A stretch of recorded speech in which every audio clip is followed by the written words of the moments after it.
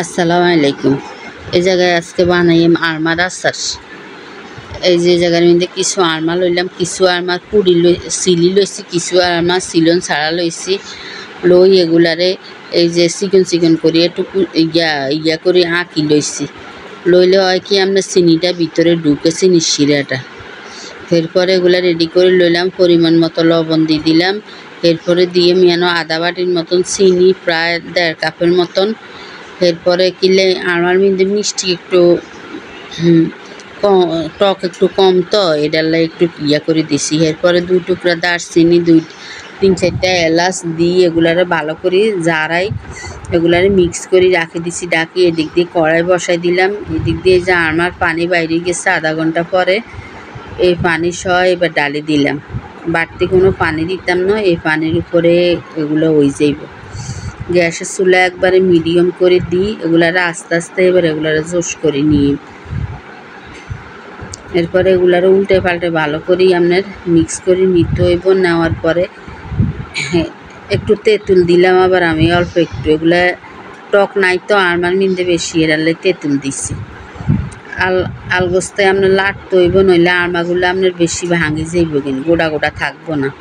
এই দিক দিয়ে আরমাটা হোক, একটা কড়াই বসাই দিলাম। মরিচগুলা টালি লইলাম, কিছু মরিচ শুকনো মরিচ লইলাম, ওগুলারে টালি ওগুলো উডা হালাইছি। এরপরে কিছু সরিষার তেল দিলাম একটা কড়াই মিলতে, দিয়ে কিছু 5 ফোড়ন দিলাম। এই 5 ফোড়নটা ভাজা দিলে দাঁতের তলে হলে খুব মজা লাগে 5 ফোড়নের ইয়েটা। এরপরে দেওয়ার পরে এগুলারে এবার আচারের লগে ডালি দিয়ে,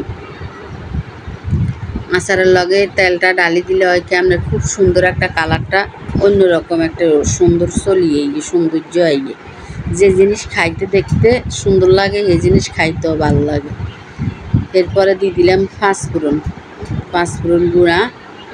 এরপরে এগুলো আমার আগের করা ছিল, আগে একবার আরমার আচার দিচ্ছি, আপনাদের লগে শেয়ার করছি। ওই আচারের 5 ফোড়ন এগুলা ছিল, এগুলা দিয়ে দিলাম লগে। এরপরে এই লগে দিয়ে কিছু শুকনো মরিচের গুঁড়ো, ওই যে শুকনো মরিচটা টালি রাখছিলাম ওগুলারে ব্লান্ডারে একটু আড়া ভাঙা করে লইছি।